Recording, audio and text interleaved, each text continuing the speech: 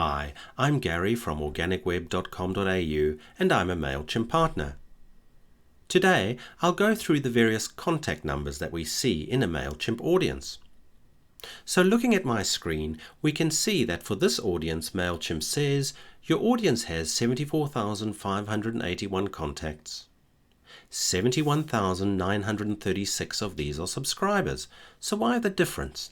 Well, every contact in Mailchimp has an email marketing status, and that email marketing status could be subscribed, unsubscribed, cleaned, or non-subscribed. So the number 71,936 are all people with an email marketing status of subscribed.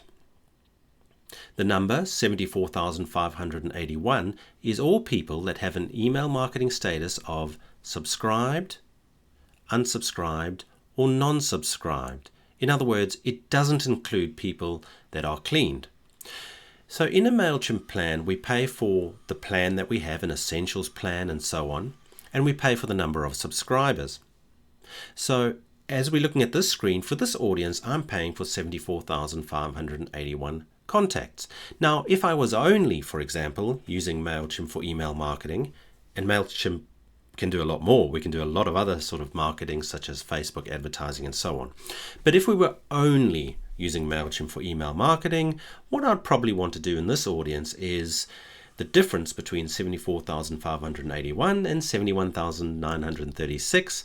I would want to archive those people because at the moment I'm paying for them, but I'm actually not using them if I'm only sending email marketing. Because in Mailchimp, of course, we can only send email marketing to people that have an email marketing status of subscribed.